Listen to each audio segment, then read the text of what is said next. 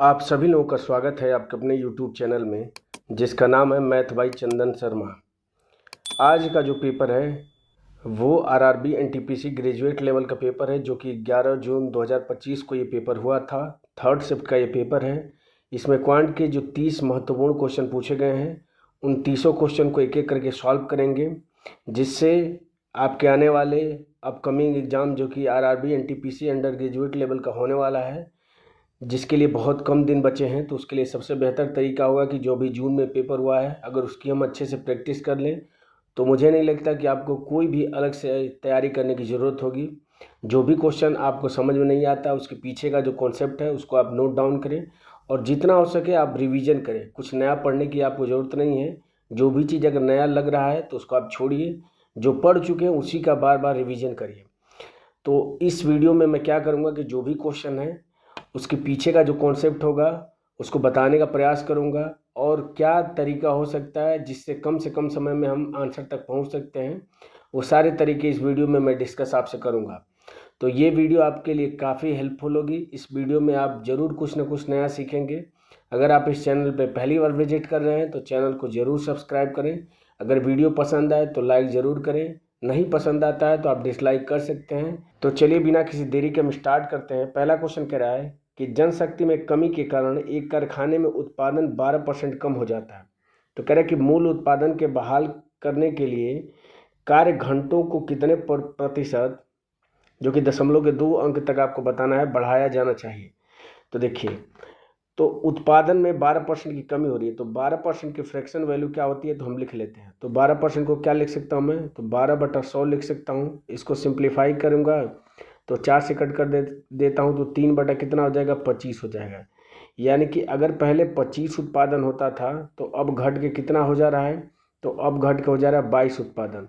तो अब इस 22 को कितना करना पड़ेगा, 25 करना पड़ेगा, तो 3 बढ़ाना पड़ेगा। तो अब क्या हो जाएगा, 3 की वृद्धि करनी पड़ेगी किस पे, तो 22 पे। पहले 25 पे था तो अब 22 पे करनी पड़ेगी। प्रतिशत में आपसे पूछ रहा है तो 100 से क्या करेंगे, हम गुणा कर देंगे। तो ये आपका क्या हो जाएगा, इसको सिंप्लीफाई कर लें तो 2 से कट करेंगे तो ये 11 हो जाएगा। ये कितना हो जाएगा, 50 हो जाएगा। 50 में 3 का गुणा करेंगे तो 150 हो जाएगा। 11 से भाग दे देंगे तो 11 हो जाएगा। 4 40, 11 33 हो जाएगा। और ऑप्शन पे एक नज़र डालें तो 13 सिर्फ आगे के 2 डिजिट 13 सिर्फ ऑप्शन नंबर 4 में दिख रहा है। तो इसका आंसर क्या हो जाएगा, 13.64% इसका करेक्ट आंसर हो जाएगा। मैं आपसे हमेशा ये बात डिस्कस भी करता हूँ और बोलता भी हूँ कि कभी भी आप क्वेश्चन लगाइए तो हमेशा ऑप्शन पे एक नज़र ज़रूर देख लिया करिए, इससे आपका कुछ समय बच जाएगा। तो अगर मुझे 13 यहीं पे दिख गया है तो मैं आगे 0.64 निकालने नहीं जाऊंगा, क्योंकि अगर ऑप्शन पे अगर एक नज़र डालें तो सिर्फ 13 ऑप्शन नंबर 4 में ही दिख रहा है। बढ़ते हैं अगले क्वेश्चन पे। अगला क्वेश्चन कह रहा है कि यदि द्विघात समीकरण x² - 8x + p = 0 और x² + 4x + q = 0 का सारमूल 3 है, तो आपसे p + q की वैल्यू पूछ रहा है। सारमूल मतलब होता है कॉमन रूट, इसका क्या है, 3 है। तो देखिए, अगर ये इसका रूट 3 है तो इसको दो तरीके से आप कर सकते हैं। पहला तरीका ये हुआ कि आप x की वैल्यू 3 रख दीजिए। तो जब x का मान 3 है तो 3 रखने पे इसकी वैल्यू 0 के बराबर हो जाएगी। तो इसमें क्या हो जाएगा, 3 रखेंगे तो ये आपका 3 का स्क्वायर यानी कि 9 हो जाएगा। ये 8 में 3 का गुणा करेंगे तो 24 हो जाएगा, और प्लस p हो जाएगा बराबर किसके हो जाएगा, 0 के हो जाएगा। तो यहाँ से p की वैल्यू निकालेंगे तो कितना हो जाएगा, तो 24 में से 9 अगर हम घटाएंगे तो 15 हो जाएगा। तो यहाँ से p की वैल्यू 15 आ गई। दूसरे इक्वेशन में भी x की वैल्यू 3 रख दीजिए, तो 3 का स्क्वायर हो जाएगा 9, प्लस 4 12 हो जाएगा, और प्लस q हो जाएगा बराबर 0 हो जाएगा। तो यहाँ से q की वैल्यू क्या निकल के आ जाएगी, तो 12 और 8 20 और 1 21 यानी कि माइनस का 21 हो जाएगा। आपसे p + q की वैल्यू पूछ रहा है तो रख देंगे, तो 15 और -21 हो जाएगा। घटा देंगे तो माइनस का क्या आंसर आ जाएगा, 6 आ जाएगा, जो कि ऑप्शन नंबर 2 में दिया है। तो ये तो पहला तरीका है। एक और तरीके से आप क्या कर सकते थे कि आप डायरेक्ट क्या कर सकते थे, इन दोनों को जोड़ दीजिए। तो इन दोनों को जोड़ेंगे तो ये कितना हो जाएगा, तो 2x² हो जाएगा, और 4x और माइनस का 8x यानी कि माइनस का 4x हो जाएगा, और प्लस p हो जाएगा, और प्लस q हो जाएगा बराबर किसके हो जाएगा, 0 के। तो अब यहाँ पे डायरेक्ट वैल्यू रख दीजिए। अलग अलग रखने से बेहतर है कि आप एक जगह ही रख दीजिए। तो 3 का स्क्वायर 9 दूना के 18 हो जाएगा, और यहाँ पे करेंगे तो 4 × 12 हो जाएगा, 18 में से 12 घटाएंगे तो 6 हो जाएगा। तो यहाँ से P प्लस Q की वैल्यू क्या हो जाएगी, इस 6 को बराबर को उधर लेके जाएंगे तो -6 आ जाएगा। तो यहाँ से भी P प्लस Q की वैल्यू क्या निकल के आ जा रही है, -6 निकल के आ जा रही है। आप दोनों में से किसी भी तरीके से इसका आंसर निकाल सकते थे। बढ़ते हैं अगले क्वेश्चन पे। अगला क्वेश्चन कह रहा है कि फर्नीचर की 3 वस्तुओं का जो औसत मूल्य है वो 15,255 है। यदि उनके मूल्य का अनुपात 3:5:7 के अनुपात में है तो कह रहा है कि सबसे सस्ती वस्तु का मूल्य कितना होगा। तो देखिए, अगर मैं जो फर्नीचर हैं अगर उसके मूल्य को मैं यही मूल्य मान लेता हूँ, 3, 5 और 7 मान लेता हूँ, तो इन तीनों का योग कितना हो जाएगा, तो 7 और 5 12 और 12 और 3 कितना हो जाएगा 15। और कितने हैं, तो फर्नीचर हैं 3। तो यहाँ से अगर औसत निकालूँ तो क्या औसत आ जाएगा, तो 3 × 5 = 15, यानी कि 5 औसत निकल के आ जाएगा। लेकिन क्वेश्चन में आपको औसत कितना दिया है, तो 15,255 दिया है, यानी इस 5 की वैल्यू आपको क्वेश्चन में क्या दिया है, तो 15,255 दिया है। आपसे पूछ क्या रहा है, तो सबसे सस्ती मूल्य, यानी कि सबसे सस्ती है क्या है, तो 3 है। तो 3 की वैल्यू पूछ रहा है, तो अगर 5 की वैल्यू इतना है तो यहाँ से 1 की वैल्यू हम निकाल देंगे, तो 5 से भाग कर देंगे, तो 5 × 15 हो जाएगा, 0 हो जाएगा, 5 × 5 = 25, 1 हो जाएगा। आपसे 3 की वैल्यू पूछ रहा है तो 3 का क्या करेंगे, इसमें हम गुणा कर देंगे, तो हमारा क्या निकल के आ जाएगा, आंसर निकल के आ जाएगा। 3 में 1 का गुणा करेंगे तो 3, लास्ट में 3 सिर्फ ऑप्शन नंबर 1 में दिख रहा है, तो ये आपका क्या हो जाएगा, करेक्ट आंसर हो जाएगा। हमेशा क्वेश्चन सॉल्व करिए तो ऑप्शन पे एक नज़र जरूर देख लीजिए, इससे आपका कुछ समय बच जाएगा। बढ़ते हैं अगले क्वेश्चन पे। अगला क्वेश्चन कह रहा है कि 3 व्यक्ति P, Q और R ने 11:8:20 के अनुपात में अपने हिस्सों के साथ एक व्यवसाय शुरू किया। 9 महीने बाद Q ने अपना 35% हिस्सा वापस ले लिया, जबकि R ने वर्ष पूरा होने से 7 महीने पहले अपना 14% हिस्सा वापस ले लिया। कह रहा है कि यदि वर्ष के अंत में कुल लाभ 40,700 का मिल रहा है तो उस लाभ में R का हिस्सा कितना है। तो देखिए, कभी भी जो भी लाभ मिलता है किसी को, तो जिस रेशियो में उसने पैसा इन्वेस्ट किया है और जितने टाइम के लिए पैसा इन्वेस्ट किया है, इन दोनों के गुणनफल के अनुपात में क्या आपको मिलता है, लाभ मिलता है। तो मैं यहाँ से एक एक करके निकाल दे रहा हूँ कि कितना लाभ आ रहा है। तो मैं यहाँ पे अगर लिख दूँ P का लिख दूँ और ये Q लिख देता हूँ और ये R लिख देता हूँ, इन तीनों का अलग अलग लाभ निकाल लेता हूँ। तो चूंकि P ने न तो अपना पैसा निकाला है न अलग से जमा किया है, तो P का अगर मैं 11 मान लेता हूँ, इसी अनुपात को वैल्यू मान लिया हूँ, तो एक साल में 12 महीने होते हैं, तो 12 महीने में इसे कितना लाभ मिल जाएगा, तो 11 में 12 का गुणा करेंगे तो 12 को लिख लेते हैं और 2 में 1 जोड़ देंगे 3, यानी कि 132 हो जाएगा, यानी कि P को 132 रुपये का लाभ मिलेगा। अब Q पे आते हैं, तो 9 महीने के बाद से Q ने 35% हिस्सा निकाल लिया। इसका मतलब 8 के हिसाब से वो 9 महीने तक पैसा लगाया होगा। उसके बाद से क्या कर दिया है कि जो 8 है उसका 35% हिस्सा निकाल दिया है, तो बचेगा कितना, तो 65%। इस 65% को मैं लिख सकता हूँ 0.65, क्योंकि 100 से भाग करूँगा तो 0.65 हो जाएगा। अब ये पैसा कितने समय के लिए इन्वेस्ट कर रहा है, तो 9 महीने आगे इन्वेस्ट कर दिया है और 3 महीने पीछे बचा हुआ, क्योंकि 9 3 12 महीने हो जाएंगे, तो ये 3 महीने के लिए यूज कर रहा है, तो इसमें क्या करूँगा, मैं 3 से गुणा कर दूँगा, तो ये हो जाएगा 8 9 72 हो जाएगा। इसको तो गुणा कर लेते हैं, तो 8 में 5 का गुणा करेंगे तो 40 हो जाएगा, 8 × 6 = 48 और 4 52 हो जाएगा, 2 स्थान पर दशमलव लग जाएगा तो 5.2 हो जाएगा। इसमें हम 3 का गुणा कर देंगे तो ये हो जाएगा 6 हो जाएगा और 5 3 15, यानी कि 15.6 हो जाएगा। इस 72 में 15.6 जोड़ देंगे तो ये हो जाएगा 0.6 हो जाएगा, 5 और 2 7 हो जाएगा और 7 और 1 कितना हो जाएगा 8, यानी कि 87.6 रुपये का लाभ किसको मिल रहा है, तो Q को मिल रहा है। इसी तरीके से R का निकाल देंगे, तो कह रहा है कि R ने वर्ष पूरा होने से 7 महीने पहले अपना 14% हिस्सा निकाला। इसका मतलब 20 रुपये के हिसाब से 5 महीने तक उसने पैसा इन्वेस्ट किया, तो यहाँ से उसको कितना लाभ मिलेगा, 100 रुपये का। उसके बाद से 20 का कितना निकाल दिया, 14% निकाल दिया, तो बचेगा क्या उसके पास, तो 86% बचेगा, यानी कि 0.86 बचेगा। अब इसको कितने महीने के लिए, तो 7 महीने के लिए यूज कर दे रहा है, तो यहाँ से इसकी वैल्यू निकाल देते हैं। तो देखिए 20 में 7 का गुणा करेंगे तो 140 हो जाएगा, यहाँ से ये दशमलव हट जाएगा, यानी कि 8.6 और गुणे कितना हो जाएगा, 14 हो जाएगा। गुणा कर लेते हैं, 14 × 6 = 84 हो जाएगा, 8 हो जाएगा। 14 आठे 112 होता है, 112 और 8 कितना हो जाएगा, तो 120 हो जाएगा। एक स्थान पे दशमलव लग जाएगा, यानी कि 120 यहाँ से 100 यहाँ से, दोनों को जोड़ लेंगे तो 220.4 रुपये का फ़ायदा इसको हो रहा है इस हिसाब से। तो तीनों का मैं जोड़ लेता हूँ, तो तीनों को जोड़ूंगा तो देखिए 4 और 6, 10 को 0 हो जाएगा, एक कैरी हो जाएगा, 7 में जोड़ेंगे तो 8, 8 और 2 कितना हो जाएगा, तो 10 हो जाएगा, एक कैरी हो जाएगा, 3 हो जाएगा, 8 और 3 11, 11 और 3 कितना हो जाएगा, तो 14 हो जाएगा, 3 हो जाएगा, ये 3 और 1 ये 4 हो जाएगा, तो 440.0 क्या हो जाएगा, इन तीनों का फ़ायदा मिला के हो जाएगा। इसी की वैल्यू आपको क्वेश्चन में दिया कितना है, तो 40,700 दिया है। तो मैं यहाँ पे क्या कर दूंगा, 40,700 है, इसमें क्या करूँगा मैं, इस 440 से क्या करूँगा, भाग दे दूंगा। और आपसे वैल्यू किसकी पूछ रहा है, तो आर का हिस्सा निकाला कितना है, तो आर का हिस्सा हमने निकाला है 220.4 निकाला है।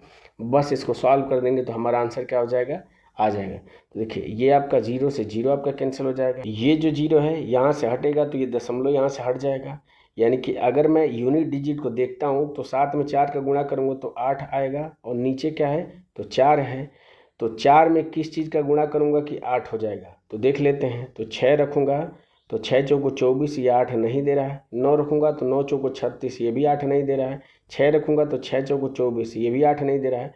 तो इस तरीके से एक ही ऑप्शन बचा, ऑप्शन नंबर बी, यही इसका करेक्ट आंसर हो जाएगा। क्योंकि 7 में 4 का गुणा करेंगे तो 28, लास्ट में 18 है, तो ऑप्शन नंबर 3 इसका करेक्ट आंसर हो जाएगा।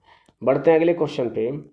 अगला क्वेश्चन कह रहा है कि 6 संख्याओं का जो योग है वो 288 है, तो उनका औसत कितना होगा। तो औसत बराबर मैंने बताया है कि पदों का योग जो कि 288 है, बटा में क्या होता है, पदों की संख्या जो कि 6 है। तो यहाँ से भाग देंगे तो 6 चौको 24, 4 48, 8 बार चला जाएगा, यानी कि 48 क्या हो जाएगा, इसका औसत होगा, जो कि ऑप्शन नंबर 2 में दिया है। बढ़ते हैं अगले क्वेश्चन पे। अगला क्वेश्चन कह रहा है कि एक व्यापारी को एक शर्ट 950 में बेचने पर 5% की हानि होती है, उसे इसे 1340 में बेचने पर x% का लाभ होता है, तो x का मान कितना होगा। तो देखिए 5% की हानि होने का मतलब क्या है, तो 95% की वैल्यू दिया है, 950 दिया है। तो यहाँ से 1% की वैल्यू निकालेंगे तो कितना हो जाएगा, तो 1% की वैल्यू हो जाएगी 10 हो जाएगी। अब देखिए इस 10 को अगर ये 1340 अगर करना है तो इसमें किसका गुणा करना पड़ेगा, तो 134 से गुणा करना पड़ेगा। तो इधर भी क्या करेंगे, हम 134 से गुणा कर देंगे। तो 134 से गुणा करेंगे तो 134% हो जाएगा। तो और ये वैल्यू कितनी हो जाएगी, तो ये हो जाएगी 1340 हो जाएगी।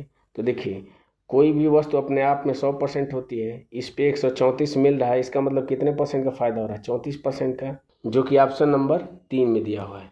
बढ़ते हैं अगले क्वेश्चन पे। अगला क्वेश्चन कह रहा है कि प्रत्येक 25 मीटर कोर वाले एक घन का आयतन कितना होगा। तो घन का आयतन क्या होता है, तो साइड का क्यूब होता है। यहाँ पे साइड की वैल्यू क्या दिया है, तो 25 मीटर दिया है, इसका क्यूब कर देंगे। तो 5 का अगर क्यूब करेंगे तो लास्ट में 5 आएगा, और लास्ट में 5 सिर्फ एक ही ऑप्शन में दिख रहा है, तो ये इसका क्या हो जाएगा, करेक्ट आंसर हो जाएगा। बढ़ते हैं अगले क्वेश्चन पे। अगला क्वेश्चन कह रहा है कि एक सीढ़ी दीवार के सहारे इस प्रकार टिकी हुई है कि वह भूमि के साथ 60 अंश का कोण बनाती है। यदि सीढ़ी की लंबाई 10 मीटर है तो सीढ़ी का पाद दीवार से कितनी दूरी पर है। तो मैं चित्र से समझा देता हूँ कि मान लीजिए ये दीवार है और ये क्या है, ये सीढ़ी है। तो कह रहा है कि सीढ़ी जो है वो दीवार के सहारे टिकी हुई है और भूमि से कितने अंश का कोण बना रही है, तो 60 अंश का कोण बना रही है। आगे कह रहा है कि सीढ़ी की जो लंबाई है, यानी कि ये लंबाई जो दिया है वो कितना दिया है, तो 10 मीटर दिया है। आपसे पूछ रहा है तो सीढ़ी के पाद का दीवार से कितनी दूरी पे है, यानी कि ये दूरी आपसे पूछ रहा है। तो अगर मैं इसको x मानता हूँ तो देखिए ये आपका आधार है, ये कर्ण है, तो आधार और कर्ण का अनुपात किस में होता है, तो cos थीटा में होता है। तो हमें पता है कि cos 60 अंश का मान होता है 1/2, यानी कि अगर ये 1 है तो ये कितना हो जाएगा 2। इसे 2 की वैल्यू कितना दिया, 10 मीटर, तो 1 की वैल्यू कितनी हो जाएगी, इसका आधा, यानी कि 5 मीटर हो जाएगी। तो 5 मीटर ऑप्शन नंबर 1 में दिया है। बढ़ते हैं अगले क्वेश्चन पे। अगला क्वेश्चन कह रहा है कि एक पाइप टैंक को 19 मिनट में भर सकता है, जबकि दूसरा पाइप पूरी तरीके से भरे हुए टैंक को 21 मिनट में खाली कर सकता है।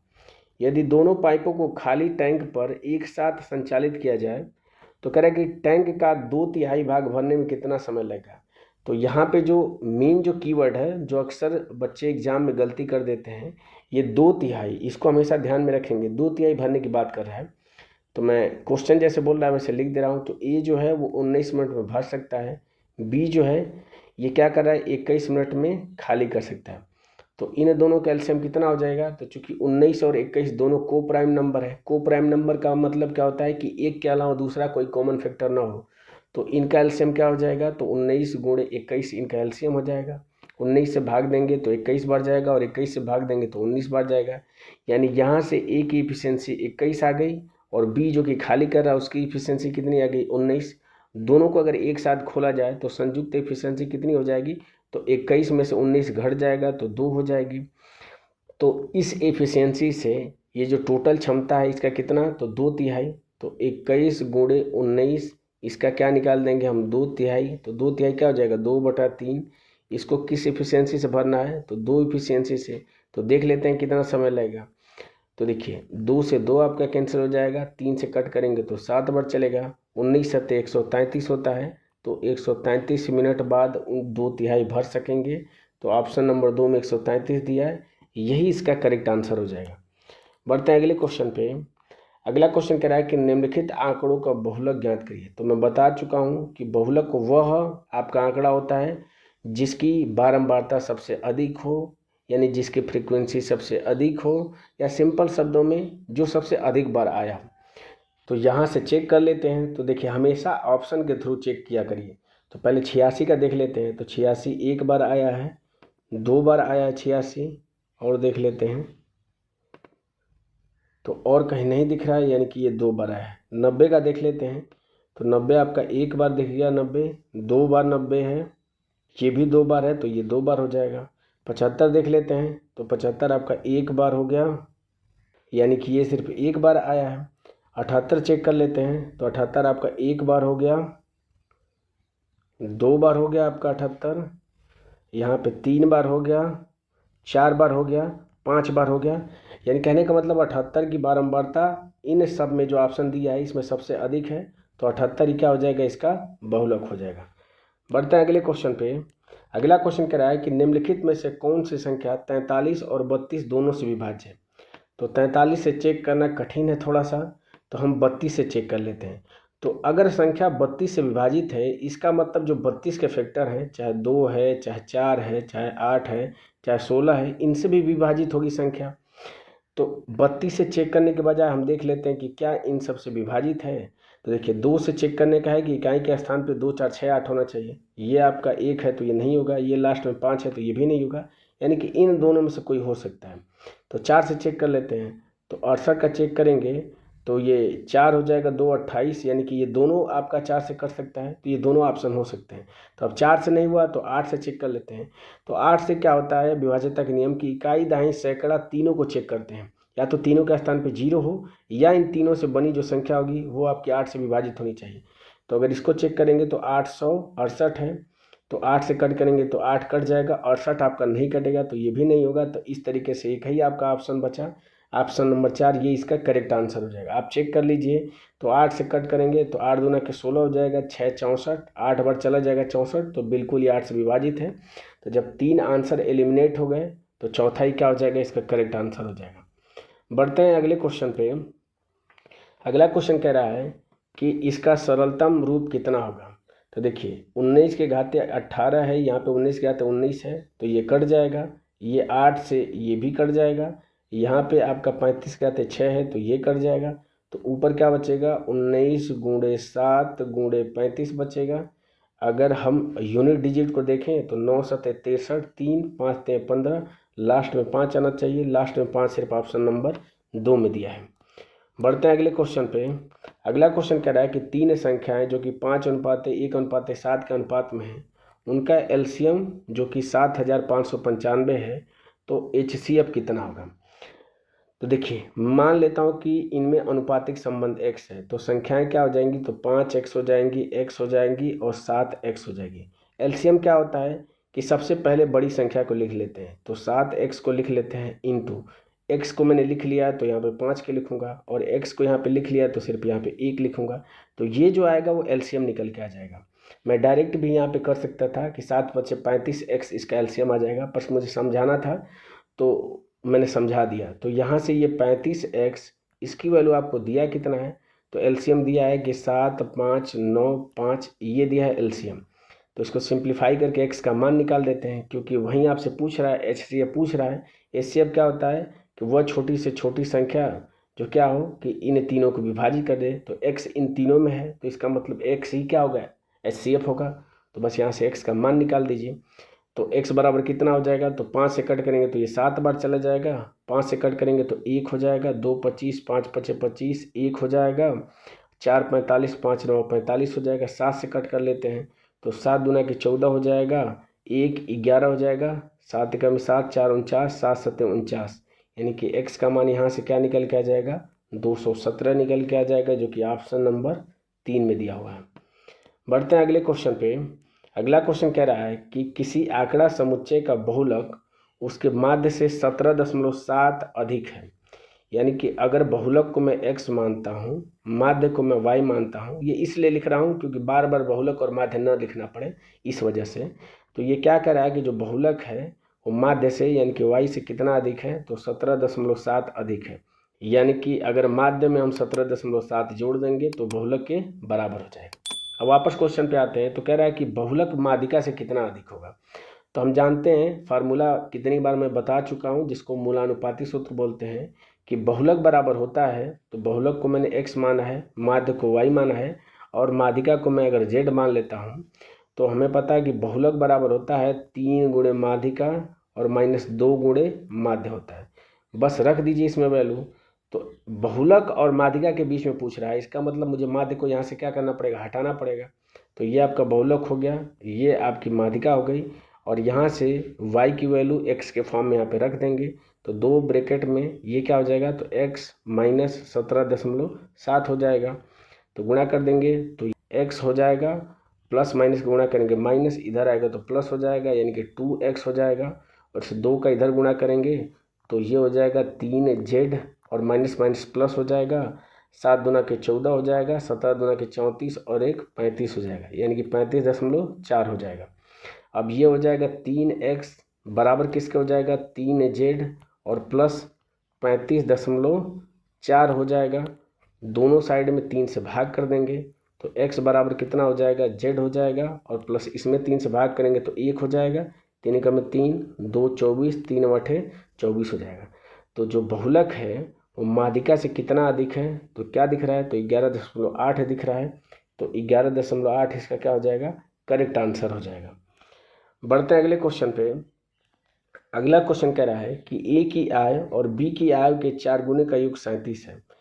तो a की आय और b की आय का 4 गुना यानी कि 4b, इन दोनों को जोड़ते हैं तो किसके बराबर आ रहा है, 37 के बराबर आ रहा है।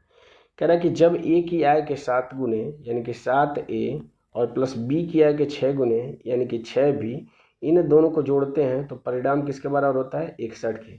आपसे पूछ रहा है कि a और b की आय का योग कितना होगा। तो मैं यहाँ से a और b की वैल्यू निकाल देता हूँ। तो इसमें क्या करूँगा, मैं दोनों साइड 7 से गुणा कर लेता हूँ। तो 7 से गुणा करूँगा तो ये हो जाएगा 7a प्लस 7 चौक 28 हो जाएगा b, और इधर 7 से गुणा करेंगे तो 7 7 49 हो जाएगा, और 7 3 21 और 4 25 हो जाएगा। अब ये है आपका 7a और प्लस 6b बराबर किसके है, तो 61 के है। पहले वाले में से दूसरे वाले को घटा दूंगा मैं, तो ये क्या हो जाएगा, कैंसिल हो जाएगा। 28 में से 6 घटा देंगे तो 22b, ये बराबर किसका हो जाएगा, तो 9 में से 1 घटाएंगे तो 8 हो जाएगा। यहाँ पे 15 में से 6 जाएगा तो 9, यानी कि 198 हो जाएगा। तो b की वैल्यू क्या निकल के आ जाएगी, तो 11 से कट कर लेते हैं तो 11 दूना के 22 हो जाएगा, 11 और 18 हो जाएगा, 2 से कट कर लेंगे तो 9 हो जाएगा, यानी b की वैल्यू यहाँ से 9 आ गई। तो आप किसी भी इक्वेशन में रख दीजिए, मैं इसमें रख देता हूँ। तो a की वैल्यू कितनी निकल के आ जाएगी, तो 37 और -4 इंटू बी, यानी कि 9 चौको 36 हो जाएगा, यानी a की वैल्यू 1 यहाँ से निकल के आ जाएगी। आपसे इन दोनों का योग पूछ रहा है, तो 9 में 1 जोड़ेंगे तो आंसर क्या हो जाएगा, 10 हो जाएगा, जो कि ऑप्शन नंबर 3 में दिया हुआ है। बढ़ते हैं अगले क्वेश्चन पे। अगला क्वेश्चन कह रहा है कि ABCD एक चतुर्भुज है जिसमें AB जो है वो DC के क्या है, समांतर है। तो मैं बना लेता हूँ। तो ए बी जो है वो डी सी के क्या है, तो समांतर है।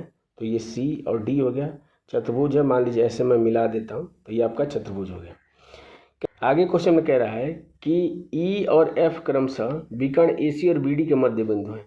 तो मान लीजिए कि ये आपका मध्य बिंदु है, तो ये ई हो जाएगा और ये क्या हो जाएगा, एफ हो जाएगा। इन दोनों को मिला लेता हूँ तो कह रहा है कि अगर ए बी 14 है तो ये आपका 14 है, बी सी कितना है तो 73 है, डी सी कितना है तो 90 है, और ए डी कितना है तो 22 है। आपसे पूछ क्या रहा है कि ई एफ यानी कि इसकी लंबाई आपसे पूछ रहा है। तो इसके लिए डायरेक्ट फार्मूला होता है, तो जब दो रेखाएं ऐसे समांतर हों और ये विकर्ण का मध्य बिंदु एक दूसरे से मिल रहा हो तो ई एफ की लंबाई यहाँ से डायरेक्ट क्या निकल के आ जाती है, तो 1/2 हम कर देंगे और इस 90 में से 14 यानी कि बड़ी वाली साइड से छोटी वाली साइड घटा देंगे तो 90 - 14 हो जाएगा। तो 1/2 हो जाएगा, 90 में से 14 घटाएंगे तो कितना हो जाएगा, तो 6 हो जाएगा, और ये 7 यानी कि 76 हो जाएगा। और 76 में जब 2 से भाग करेंगे तो 2 × 6 1 16, 2 8 16 यानी कि 38 क्या हो जाएगा, ई एफ की लंबाई हो जाएगी, जो कि ऑप्शन नंबर 2 में दिया हुआ है। यहाँ पे ये सारी वैल्यू देने का कोई मतलब नहीं है, इसमें सिर्फ आपसे ये थ्योरम जानना चाहता था। ये डायरेक्ट थ्योरम है, मैंने यहाँ पे लिख दिया है। बढ़ते हैं अगले क्वेश्चन पे। अगला क्वेश्चन कह रहा है कि 2100 मीटर वृत्ताकार दौड़ में अमित 42 सेकंड में एक चक्कर पूरा करता है और सुमित 75 सेकंड में एक चक्कर पूरा करता है। यदि वे विपरीत दिशाओं में दौड़ रहे हैं तो परिधि पर कितने अलग अलग बिंदु पर मिलेंगे। तो जब भी इस तरह का क्वेश्चन पूछे तो जो आपका सेकंड दिया है जो कि 42 सेकंड में एक चक्कर पूरा करता है और सुमित कितने में, तो 75 सेकंड में, तो इन दोनों का HCF निकाल दीजिए। तो HCF निकालेंगे तो ये दोनों संख्याएं किससे विभाजित हैं, तो ये आपके 3 से विभाजित हैं दोनों। तो ये हो जाएगा 1 बार और 1 12, 3 चौको 12 हो जाएगा, 3 दूना 6, 1 15, 3 5 15। अब ये दोनों संख्याएं किसी से विभाजित नहीं होंगी तो HCF क्या निकल के आ जाएगा, 3। तो जो आपका HCF निकल के आएगा बस उसी से दोनों में इंडिविजुअल भाग दे दीजिए। तो भाग देने के बाद से क्या आ रहा है, 14 आ रहा है और 25 आ रहा है। तो जब ये एक दूसरे के विपरीत दौड़ेंगे और तब पूछे कि अलग अलग कितने बिंदु पर मिलेंगे, तो ये जो भाग देने के बाद से आ रहा है बस इनको जोड़ देंगे। तो 14 में क्या जोड़ देंगे, हम 25 जोड़ देंगे। तो 14 में 25 जोड़ेंगे तो 39 क्या हो जाएगा, इसका करेक्ट आंसर हो जाएगा। अगर मान लीजिए दोनों अगर एक ही दिशा में दौड़ रहे होते तब क्या करते, तो इनका अंतर निकाल देते। तब उस कंडीशन में आंसर क्या हो जाता, तो 25 में से क्या करता मैं, 14 घटा देता। तो 25 में से 14 घटाता मैं तो 6 और 5 11, इसका क्या हो जाता है, करेक्ट आंसर उस कंडीशन में हो जाता है जब दोनों एक ही दिशा में दौड़ रहे हैं। अगर विपरीत में पूछे तो इन दोनों को क्या करेंगे, हम जोड़ देंगे। तो इस हिसाब से 39 क्या हो जाएगा, इसका करेक्ट आंसर हो जाएगा। बढ़ते हैं अगले क्वेश्चन पे। अगला क्वेश्चन कह रहा है कि नीचे दिए गए विकल्पों में से कौन सा विकल्प 216x³ + 343y³ + 756x² + 882xy² के समतुल्य है। तो कभी भी ऐसा क्वेश्चन आए तो मैं बता चुका हूँ कि हमेशा ऑप्शन से इसको सॉल्व करने की कोशिश करते हैं, वो भी ऑप्शन से कैसे, तो एलिमिनेट करके। तो देखिए जो 216 होता है हमें पता है ये 6 का क्यूब होता है, तो यहाँ पे ये 8 दिया है और ये क्यूब दिया है, यहाँ पे 7 दिया है, ये क्यूब दिया है, तो पहले और दूसरे ऑप्शन तो नहीं होंगे। 343 हमें पता है कि 7 का क्यूब होता है, तो यहाँ पे तो 10 दिया है, तो ये भी आपका आंसर नहीं होगा। तो इस हिसाब से एक ही आपका ऑप्शन बचा, ऑप्शन नंबर 4, यही आपका करेक्ट आंसर हो जाएगा। बढ़ते हैं अगले क्वेश्चन पे। अगला क्वेश्चन कह रहा है कि अपनी सामान्य चाल की 4/5 चाल से चलने पर विशाल अपने कार्यालय 25 मिनट की देरी से पहुंचता है। उसे अपने घर और कार्यालय के बीच की दूरी तय करने में सामान्यतः कितना समय लगेगा। तो मैं बता चुका हूं कि जब भी दूरी आपका फिक्स हो तो जो स्पीड का रेशियो होगा उसका अपोजिट क्या होता है, तो टाइम का रेशियो हो जाता है। तो यहाँ से स्पीड का रेशियो हम निकाल देंगे। तो पहले 5 अगर चाल से चल रहा था तो अब कितनी चाल से चल रहा है, तो 4 चाल से चल रहा है। तो स्पीड का रेशियो कितना हो जाएगा, तो 5:4 हो जाएगा। तो टाइम का रेशियो कितना हो जाएगा, तो 4:, कितना हो जाएगा, 5 हो जाएगा। तो टाइम में अंतर यानी कि समय में अंतर कितना है, तो यहाँ से करेंगे तो 1 है, लेकिन क्वेश्चन में कितना दिया है, तो 25 मिनट देरी से पहुँचता है, यानी कि 1 की वैल्यू कितना दिया है, तो 25 मिनट दिया है।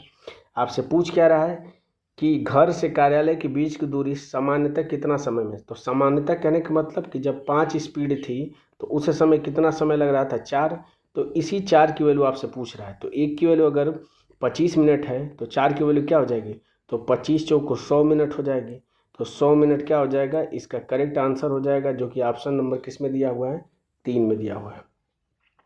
बढ़ते हैं अगले क्वेश्चन पे। अगला क्वेश्चन कह रहा है कि ज्वार और चने के बाजार मूल्य का अनुपात दिया है आपको 2:5 तथा एक परिवार में उपभोग की गई उनकी मात्रा का जो अनुपात है वो 4:7 है। तो ज्वार और चने के व्यय का अनुपात कितना होगा? तो देखिए, मूल्य का अनुपात दिया है आपको 2:5 दिया है, उपभोग यानी इसका अनुपात दिया है आपको 4:7 दिया है। तो आपसे पूछ रहा है व्यय का अनुपात, तो बस क्या करिए, इन्हें दोनों का मल्टीप्लाई कर दीजिए। तो ये हो जाएगा 4 दूना के 8 हो जाएगा, 7 पच्चे 35 हो जाएगा। तो 8:35 इसका क्या हो जाएगा? करेक्ट आंसर होगा। बढ़ते हैं अगले क्वेश्चन पे। अगला क्वेश्चन कह रहा है कि कितनी धनराशि 4% वार्षिक साधारण ब्याज की दर से 3 वर्षों में 840 हो जाएगी। तो मैं मान ले रहा हूँ कि धनराशि क्या है, तो 100 है। तो 4% के हिसाब से 3 वर्षों में कितनी हो जाएगी ये? तो इस पे ब्याज लग जाएगा। वैसे तो मैं डायरेक्ट 112 लिख देता, लेकिन मैं समझा दे रहा हूँ। तो ये 100 से 100 कैंसिल हो जाएगा, यानी कि 12 हो जाएगा। तो 100 से 12 ब्याज लगेगा, तो टोटल कितना हो जाएगा? 112 हो जाएगा। इसी 112 की वैल्यू आपको क्वेश्चन में दिया कितना है? तो 840 दिया है। आपसे धनराशि यानी कि 100 का मान पूछ रहा है। तो यहाँ से 1 का मान कितना हो जाएगा? तो 840 और डिवाइडेड बाई 112 हो जाएगा। 100 का मान निकालने के लिए क्या करेंगे हम? इसमें 100 से गुणा कर देंगे। तो 840 बटा 112 और गुणे 100 हो जाएगा। तो बस इसको सॉल्व कर लेते हैं। तो 4 से कट कर लेते हैं। तो 4 दूना के 8, 3 32, 4 और 8 32 हो जाएगा। और ये कितना हो जाएगा? तो 4 दूना के 8, 1 यानी कि 210 हो जाएगा। 7 से कट कर लेते हैं। तो 7 चौक 28 हो जाएगा और 7 तिया 21 30 हो जाएगा। 4 से कट कर लेते हैं तो ये 25 बार चला जाएगा और 25 में 30 का गुणा करेंगे तो 750 क्या हो जाएगा? इसका आंसर होगा, जो कि ऑप्शन नंबर 4 में दिया हुआ है। बढ़ते हैं अगले क्वेश्चन पे। अगला क्वेश्चन कह रहा है, सिंप्लीफिकेशन का क्वेश्चन है, पूछ रहा है कि इसका मान कितना होगा। तो अगर ऑप्शन पे एक नज़र डालें तो सारे ऑप्शन का जो यूनिट डिजिट है वो अलग अलग है। तो हम सिर्फ यूनिट डिजिट चेक कर लेते हैं। तो देखिए, 24 में से अगर हम 12 घटाएंगे तो ये हो जाएगा 12। 12 में 10 का गुणा करेंगे तो 120 हो जाएगा। और प्लस कितना हो जाएगा? तो ये इसका 5 गुना है, क्योंकि 3 पचे 15 और 3 पचे 15 116 यानी कि 5 है। 120 में 5 जोड़ेंगे तो ये तो डायरेक्ट 125 आ गया। तो 125 इसका क्या हो जाएगा? करेक्ट आंसर हो जाएगा। बढ़ते हैं अगले क्वेश्चन पे। अगला क्वेश्चन कह रहा है कि 64% की छूट देने के बाद एक वाटर कूलर का मूल्य 6480 है। यदि कोई छूट नहीं दी जाती तो दुकानदार को 20% का लाभ होता है। तो कह रहे कि वाटर कूलर का क्रय मूल्य कितना होगा, ये आपको बताना है। तो इस तरह के क्वेश्चन भी हर शिफ्ट में आ रहे हैं, मैं बता चुका हूँ। तो मैं मान लेता हूँ कि जो इसका मार्क प्राइस है MP, अगर इसको मैं 100 मानता हूँ, तो देखिए 64% की छूट दे रहा है। इसका मतलब अब वो बेच कितने में रहा होगा? तो 36% में बेच रहा होगा। तो इसी 36% की वैल्यू आपको दिया कितना है? तो 6480 दिया है। तो यहाँ से हम मार्क प्राइस यानी कि 100% की वैल्यू निकाल देते हैं। तो इसको हम क्या करेंगे? तो 9 से कट कर लेते हैं। तो 9 चौको 36, 4% की वैल्यू कितना हो जाएगी? तो 9 सत्ते 63 हो जाएगी। 9 दूना के 18 यानी कि 720 हो जाएगी। तो इसे 4 को 100% करने के लिए 25 से गुणा करना पड़ेगा। तो ये हो जाएगा 100%। तो इधर भी 25 से क्या करना पड़ेगा? गुणा करना पड़ेगा। तो ये हो जाएगा 0 हो जाएगा। 25 दूना के 50 हो जाएगा और 25 सत्ते 175 होता है। और 175 और 5 कितना हो जाएगा? तो 180 हो जाएगा। तो ये आपका क्या निकल के आ जाएगा? तो ये मार्क प्राइस यानी कि MP निकल के आ जाएगा। अब वापस क्वेश्चन पे आते हैं। तो कह रहा कि अगर दुकानदार 18,000 में बेचता है तो 20% का लाभ होता है। यानी 20% का लाभ मतलब 6/5 हो जाएगा। यानी कि अगर 6 में बेचता है कोई सामान 5 का खरीद के ला के, तो उसको 20% का लाभ होता है। यानी इसे 6 की वैल्यू आपको 18,000 दिया है, 5 की वैल्यू आपसे पूछ रहा है। तो कितने गुना है? तो 6 तिया 18 यानी कि 3000 गुना है। तो 5 की वैल्यू भी क्या हो जाएगी? 5 गुणे 3000 हो जाएगी। तो 5 में 3000 का गुणा करेंगे तो 15,000 इसका क्या हो जाएगा? करेक्ट आंसर हो जाएगा। बढ़ते हैं अगले क्वेश्चन पे। अगला क्वेश्चन कह रहा है कि यदि 6:42 समानुपात 7.6:x और 3:6 समानुपात 6:y है तो x और y का अनुपात कितना होगा? तो पहले वाले से आप x का मान निकाल दीजिए, दूसरे वाले से y का मान निकाल दीजिए और बस x/y निकाल दीजिए, आपका आंसर निकल के आ जाएगा। तो देखिए, तो यहाँ से x का मान क्या निकल के आ जाएगा? तो 6/42 हो जाएगा। ये बराबर किसका हो जाएगा? तो 7.6 और बटा x के हो जाएगा। तो 6 से कट करेंगे तो ये 7 बार चला जाएगा, यानी x का मान कितना हो जाएगा, तो 7.6 और गुणे 7, गुणा हम नहीं करेंगे। y का मान निकाल देते हैं यहाँ से, तो y का मान कितना हो जाएगा, तो 3/6 बराबर किसका हो जाएगा, 6/y हो जाएगा। तो देखिए 3 से कट करेंगे तो 2 बार हो जाएगा, और इस 2 का किस में गुणा करेंगे, तो 6 में गुणा करेंगे, तो यहाँ से y का मान क्या निकल के आ जाएगा, 12 निकल के आ जाएगा। आपसे x/y की वैल्यू पूछ रहा है, तो बस क्या करिए, इसमें 12 से भाग दे दीजिए। तो 12 से भाग दे देते हैं, तो चूँकि ऊपर आपका दशमलव है तो इस दशमलव को हटा लेते हैं। तो ये क्या हो जाएगा, इसको मैं लिख सकता हूँ 76 गुणे 7 और डिवाइडेड बाई कितना हो जाएगा, तो 120 हो जाएगा। अब इसको सॉल्व कर लेते हैं, तो 4 से कट कर देते हैं, तो ये हो जाएगा 4 × 12 यानी कि 30 बार चला जाएगा। इसको कट करेंगे तो 4 3 36, 4 9 36, 19 में 7 का गुणा करेंगे तो 19 7 133 हो जाएगा और डिवाइडेड बाई 30 हो जाएगा। तो अब ये विभाजित नहीं होगा, तो इसका मतलब 133/30 इसका क्या हो जाएगा, करेक्ट आंसर हो जाएगा। बढ़ते हैं अगले क्वेश्चन पे। अगला क्वेश्चन कह रहा है कि MN और XY दो समांतर रेखाएं हैं, एक रेखा BK है जो इन रेखाओं को क्रमशः B और K बिंदुओं पर प्रतिच्छेदित करती है। तो मैं कर दे रहा हूँ, तो मान लीजिए कि ये MN है और ये XY है, लिख लेता हूँ इसको। तो XY है, ये आपका M और N है, और एक रेखा BK है, तो ये BK मैं लिख दिया हूँ। B जो है वो किसको प्रतिच्छेदित करती है, तो MN को, यानी कि ये B है आपका और ये K है। आपसे क्या कह रहा है कि यदि कोण NBK यानी ये कोण आपका दिया कितना है, तो 78 अंश दिया है। तो कह रहा है कि YKB का मान होगा, तो YKB यानी इस कोण का मान कितना होगा। तो देखिए, जब दो समांतर रेखाओं को एक तिर्यक रेखा काटती है तो ये जो कोण होते हैं, एक तरफ के जो दोनों कोण होते हैं, इनका योग किसके बराबर होता है, तो 180 अंश के बराबर होता है। तो अगर ये 78 है तो ये वाला एंगल कितना हो जाएगा, तो 180 और -78 हो जाएगा। घटाएंगे तो कितना हो जाएगा, तो देखिए 80 में से अगर 78 घटाएंगे तो 2 होगा, 100 में 2 जोड़ेंगे तो 102, इसका क्या हो जाएगा, करेक्ट आंसर होगा, जो कि ऑप्शन नंबर 1 में दिया है। बढ़ते हैं अगले क्वेश्चन पे। अगला क्वेश्चन कह रहा है कि एक व्यक्ति अपनी मासिक आय का 75% खर्च करता है। यदि प्रति माह 5538 बचाता है तो उसकी मासिक व्यय कितना होगा। तो देखिए 75% खर्च कर दिया है तो बचाता कितना होगा, तो 25% बचाता होगा, और इसी 25% की वैल्यू आपको दिया कितना है, तो 5 5 3 8 इतना दिया है। आपसे पूछ क्या रहा है कि व्यय जो कि कितना है, 75% है, इसकी वैल्यू हमें क्या करना है, बताना है। तो देखिए 25 से 75 करेंगे तो 3 का गुणा करेंगे, तो इधर भी क्या करूँगा, मैं 3 का गुणा कर दूंगा। तो 8 3 24, लास्ट में 4 आपको आना चाहिए, और लास्ट में 4 सिर्फ ऑप्शन नंबर 4 में दिख रहा है, तो यही इसका क्या हो जाएगा, करेक्ट आंसर हो जाएगा। बढ़ते हैं अगले क्वेश्चन पे। अगला क्वेश्चन कह रहा है कि किसी निश्चित राशि पर 17% वार्षिक दर से 2 वर्षों के साधारण ब्याज और वार्षिक रूप से संयोजित चक्रवृद्धि ब्याज के बीच का अंतर 967 है, राशि ज्ञात करें। तो मैं बता चुका हूं, अगर आप इस सीरीज को स्टार्टिंग से फॉलो कर रहे हैं तो आप इस तरह के क्वेश्चन को आप चुटकियों में सॉल्व करना सीख गए होंगे। मैं यहाँ पे डायरेक्ट करूँगा। अगर मैं मान लेता हूँ कि राशि x है, तो 17% इस पर अगर मैं लगाता हूँ एक बार, तो ये पहले साल का ब्याज आएगा, और एक बार और 17% लगा दूंगा तो ये दूसरे साल का चक्रवृद्धि ब्याज और साधारण ब्याज का अंतर हो जाएगा। और इसकी वैल्यू किसके बराबर दी है, तो 967 के बराबर दी है। यहाँ से x का मान हम निकाल देंगे, तो ये हो जाएगा 967 × 100 और डिवाइडेड बाई कितना हो जाएगा, तो 17 × 17 हो जाएगा। क्योंकि आंसर आपका निकटतम पूर्णांक में पूछ रहा है, इसीलिए यहाँ पे हम यूनिट डिजिट भी नहीं अप्लाई कर सकते हैं, चाहे डिजिट सम भी अप्लाई नहीं कर सकते हैं। तो हमें क्या करना पड़ेगा, भाग देना पड़ेगा। तो 17 से मैं भाग दे देता हूँ, तो 17 से अगर मैं भाग दूंगा तो कितनी बार चला जाएगा, तो 17 × 5 = 85 हो जाएगा, तो 5 11 117 हो जाएगा।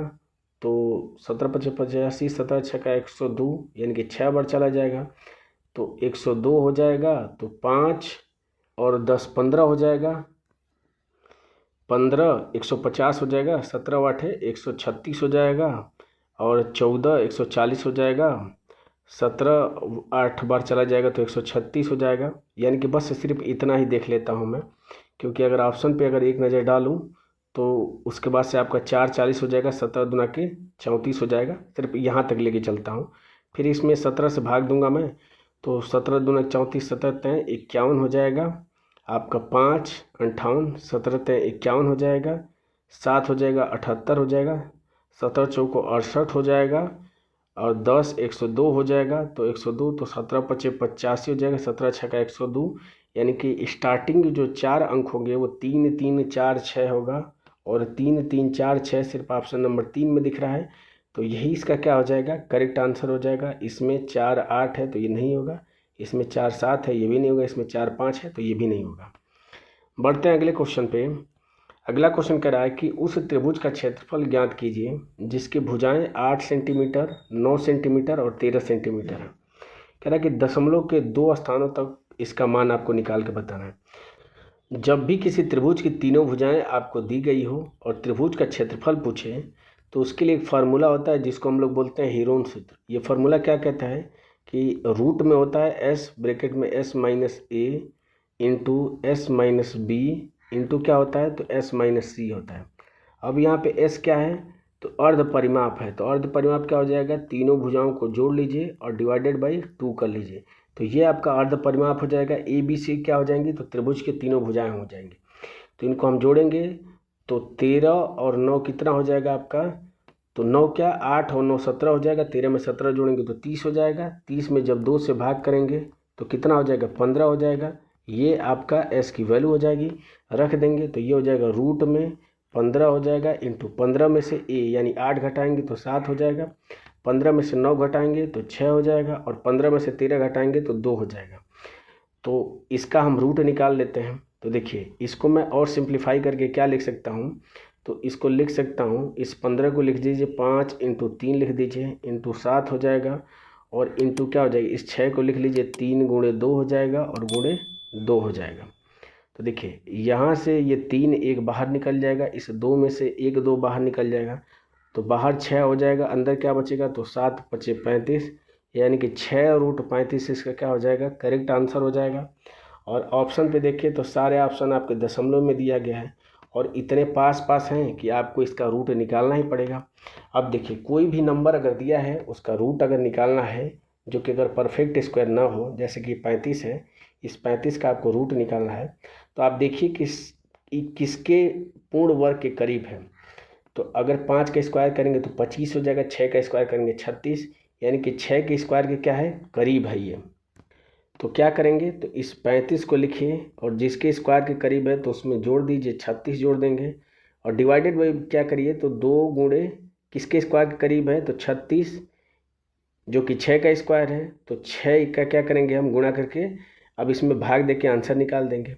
तो ये क्या हो जाएगा, तो 35 दूना के 70, 71 हो जाएगा। 71 में 12 से भाग देंगे तो ये इसका रूट अप्रोक्सीमेट में आ जाएगा।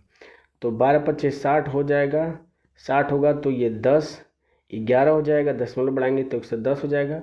12 नवा 108 हो जाएगा, 2 हो जाएगा 20, तो 12 का में 12 हो जाएगा, यानी कि 5.91 दशमलव के 2 स्थान तक आएगा। तो इसका हम क्या करेंगे, तो 5.91 का 6 में गुणा कर देंगे, तो गुणा करेंगे तो 6 हो जाएगा, 6 9 54, 5 कैरी हो जाएगा, 6 पचे 30 और 5 35, यानी कि 35.46, और 35.46 के करीब क्या है, तो ऑप्शन नंबर 1 आपका 35.50 है। बाकी ये कम है, ये तो आपका काफ़ी अधिक है, ये तो और भी अधिक है। तो इस तरीके से 35.5 इसका क्या हो जाएगा, करेक्ट आंसर हो जाएगा। यहाँ पे समझने वाला पॉइंट ये था कि कभी भी किसी भी नंबर का जो कि परफेक्ट स्क्वायर ना हो, अगर उसका अप्रोक्सीमेट में रूट निकालना हो, तो हम क्या करते हैं, बता देता हूँ मैं यहाँ पे, कि जैसे मान लीजिए कि कोई भी वैल्यू है, जैसे यहाँ पे हमने 35 का एग्जांपल लिया था, तो बस आप क्या करिए कि जिसके स्क्वायर के, अगर मैं इसको x मानता हूँ और इसको अगर इस x का आपको रूट निकालना है, तो बस क्या करिए, तो x और प्लस वाई स्क्वायर करिए, तो y क्या हो जाएगा, इसके करीब का जो भी स्क्वायर नंबर होगा वो हम लिखते हैं, और उसके बाद से नीचे क्या कर देते हैं, तो बस 2 इंटू वाई, यानी कि ये जिसका स्क्वायर है बस ये क्या हो जाएगा, इसका रूट हो जाएगा अप्रोक्सीमेट में। तो 35 है तो ये 6 के स्क्वायर के करीब है, तो ये 35 और प्लस 36, 6 का स्क्वायर और डिवाइडेड बाई 2 इंटू 6 कर दिए हैं। इसको सॉल्व किया है तो इसका अप्रोक्सीमेट में आंसर निकल के आ गया है। ये मैंने अपनी शॉर्ट वीडियो में बताया है ये ट्रिक, आप जाके उसको देख सकते हैं। बढ़ते हैं अगले क्वेश्चन पे।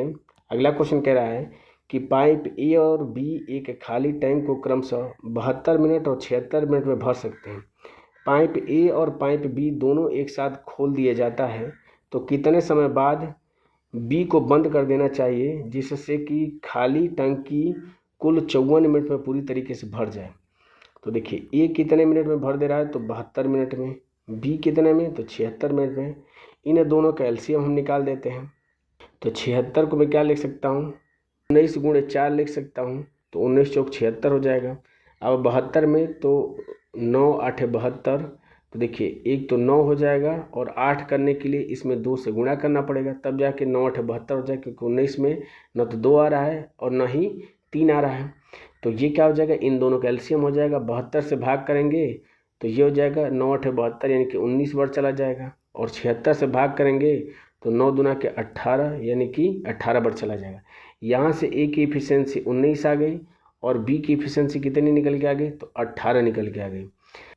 अब देखिए अगर वापस क्वेश्चन पे आते हैं तो क्वेश्चन क्या कह रहा है कि टंकी को कुल 54 मिनट में पूरी तरीके से भर देना चाहिए, और बंद किसको कर रहा है, तो बी को बंद कर रहा है। इसका मतलब क्या होगा कि 54 मिनट तक ए तो पूरा चला होगा, तो 54 मिनट में ए कितना भर देगा, तो ए की इफिशियंसी 19 है, तो 54 × 19 इतना तो पानी क्या हो जाएगा, भर जाएगा।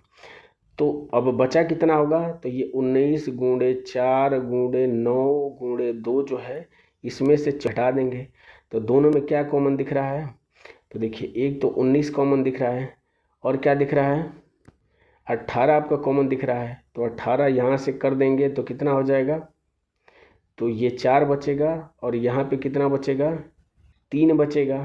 तो अब कितनी क्षमता बची रहेगी, तो 19 गुणे 18 इतना बचा होगा। अब इसको किससे भरा गया होगा, तो बी से भरा हो गया होगा। बी की इफिशियंसी 18 है, तो 18 इफिशियंसी भरने में इसको कितने मिनट लगे होंगे, तो 19 मिनट लगे होंगे। इसका मतलब 19 मिनट बाद बी बंद कर दिया गया होगा और 19 मिनट ऑप्शन नंबर 3 में दिया है, तो यही इसका करेक्ट आंसर हो जाएगा। बढ़ते हैं अगले क्वेश्चन पे, और ये इस वीडियो का लास्ट क्वेश्चन है। क्वेश्चन कह रहा है कि एक खुदरा विक्रेता वस्तु पर खरीदारों के लिए निम्नलिखित छूट स्कीमें प्रदान करता है। आपसे क्या पूछ रहा है कि किस स्कीम का विक्रय मूल्य अधिकतम होगा। तो विक्रय मूल्य अधिकतम तभी होगा जब जो छूट दिया जा रहा होगा वो न्यूनतम होगा। तो छूट अगर न्यूनतम है तो विक्रय मूल्य क्या हो जाएगा, अधिकतम हो जाएगा। तो देखिए इसमें सक्सेसिव डिस्काउंट का फार्मूला मैं लगाता हूँ, तो ये क्या करता है कि ए प्लस बी माइनस का होता है ए बी और डिवाइडेड बाई 100 होता है। बस इसी पे वैल्यू रख के चेक कर लीजिए कि किसका मिनिमम आ रहा है। तो देखिए 27 को 2 बार जोड़ेंगे तो 54 हो जाएगा, 54 में से कुछ घटेगा। अब इसको 45 और 29 को जोड़ेंगे तो ये भी काफ़ी वैल्यू चली जाएगी। 20 और 38 को जोड़ेंगे तो ये भी कुछ अधिक चला जाएगा। लेकिन अगर हम सिर्फ देख लें ध्यान से तो 7 और 6 दोनों को जोड़ेंगे तो 13 आ रहा है, और 13 के बाद से इसमें से कुछ घटाया भी जा रहा है। तो सबसे कम छूट किस में दी जा रही है, ऑप्शन नंबर 2 में दी जा रही है। इसका मतलब क्या हो जाएगा, 2 ही इसका क्या हो जाएगा, करेक्ट आंसर हो जाएगा, क्योंकि इसमें छूट सबसे कम दी जा रही है। इसका मतलब इसका विक्रय मूल्य क्या होगा, सबसे अधिकतम होगा। आपको ये सॉल्व करने की ज़रूरत नहीं है, आप अंडरस्टैंडिंग बेस्ड तरीके से थर्ड प्रोसेस से भी इस क्वेश्चन को आप कर सकते थे। तो इस तरीके से आरआरबी एनटीपीसी ग्रेजुएट लेवल का जो पेपर हुआ था 11 जून को थर्ड शिफ्ट में, उसमें क्वांट के जो 30 महत्वपूर्ण क्वेश्चन पूछे गए थे उसको मैंने एक एक करके सॉल्व करा दिया। मुझे उम्मीद है कि वीडियो आपको अच्छी लगी होगी, इन्फॉर्मेटिव लगी होगी। अगर वीडियो पसंद आई हो तो लाइक ज़रूर करें, नहीं पसंद आई हो तो आप डिसलाइक कर सकते हैं। अगर आप इस चैनल पर पहली बार विजिट कर रहे हैं तो चैनल को सब्सक्राइब करना ना भूलें। आप अपने दोस्तों के साथ इस वीडियो को शेयर भी कर सकते हैं। मिलते हैं आपसे अगले पेपर में अगली वीडियो के साथ, तब तक के लिए जय हिंद और बाय।